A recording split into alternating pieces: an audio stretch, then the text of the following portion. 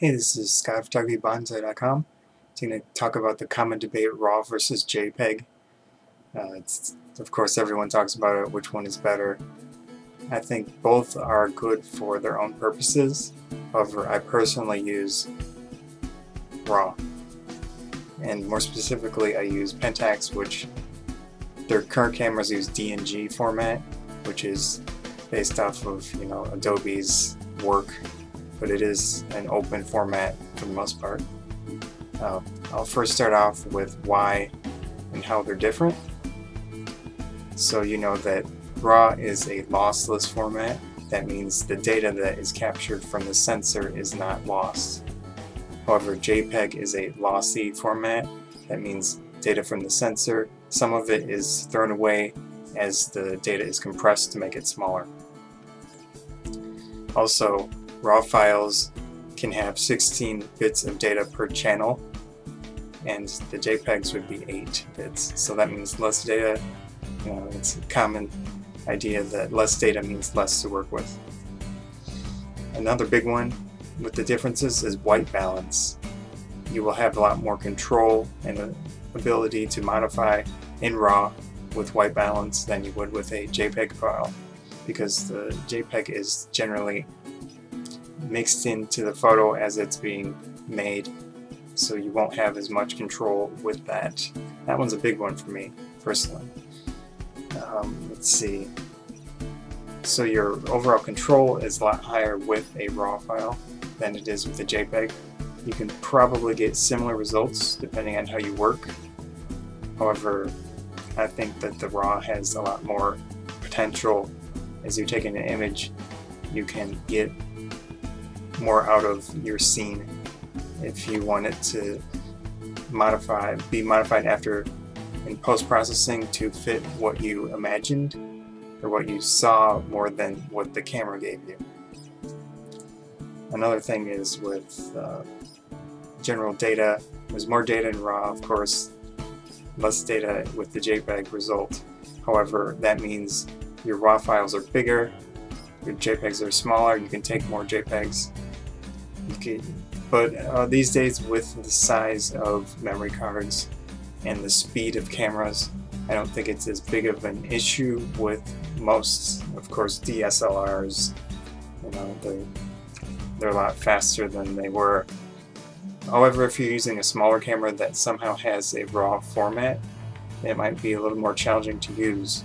So in those situations, using a JPEG of the highest quality level is a reasonable compromise.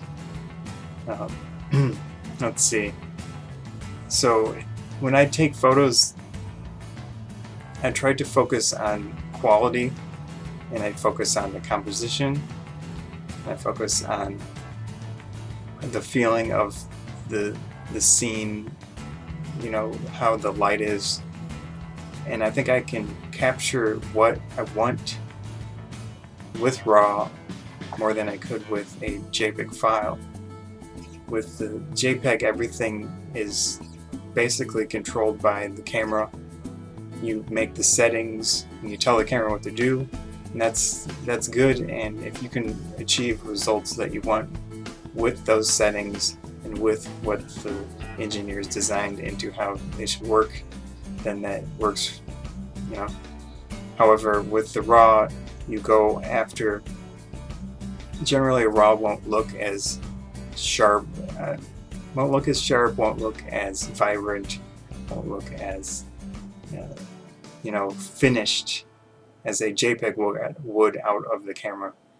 And that's intentional. That means all the data is there, and it's ready for you to use, to edit, to work with, and to achieve what you were trying to achieve out in the field. And it's not to say that you can't get the type of result that you want with a RAW. You definitely can out of the camera.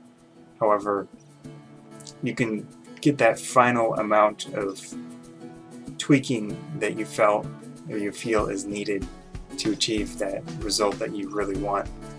And the RAWs have all of the data and all of that ready, all of the tools that have more control ready for you to finish off that work. JPEG, you can still do a lot of that as well, of course, but it's just not as much. With file formats and sizes, I tend to avoid taking too many photos. Of course, it's, you know, digital photography is cheap and you can just run and gun and take hundreds of photos, and there is something to be said about quantity. You can achieve some really amazing photos if you just keep working at it and you put the quantity in it, but it isn't all about quantity. Sometimes I will take multiple frames, or I'll do some type of, let's say I'm at a convention. I talk about conventions a lot because I do it quite often. I'm at the convention and I want to avoid a person blinking. I will take multiple frames. However, I might change the composition slightly. Take 1, 2, 3, 4, 5 frames of that one person and then choose the best one. But really, I want to achieve what I'm getting with the minimal amount of images, because it's not necessary when you're focused and you know what you want to take multiple frames. It is helpful in some situations, as I said, but not all. And I think that's one of the biggest things about JPEG, is that you think that you can, oh, I can take as many as I want and I can do this and that with them, but I don't really think it's necessary in most situations. Even in sports, you can still achieve really great images if you're doing a 10 frames a second burst. You don't need to do it, you know, one after another, after another, and after another, just holding the shutter down. You anticipate a scene, and then you take that 10 frames. You take 5 frames really quickly. It's not necessarily needed to take that 10 frames a second, you know, continuous for a whole minute or something.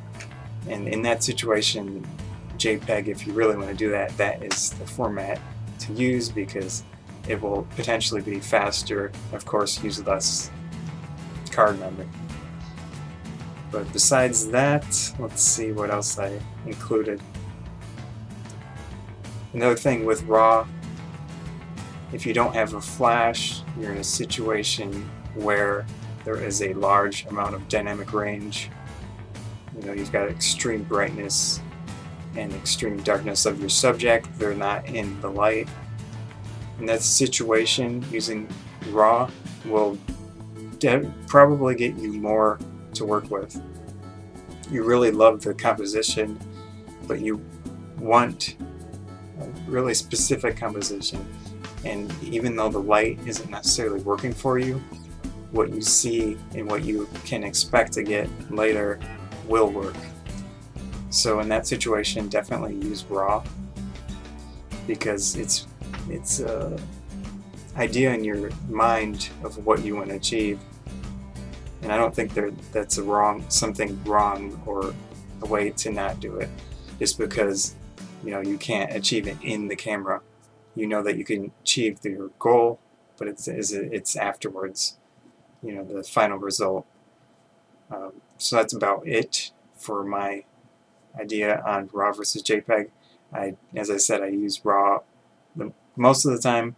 I will occasionally use JPEG for high-speed shooting of multiple frames, but even then I will probably use RAW, because I won't take that many. I'll take enough for what I need, but that's about it.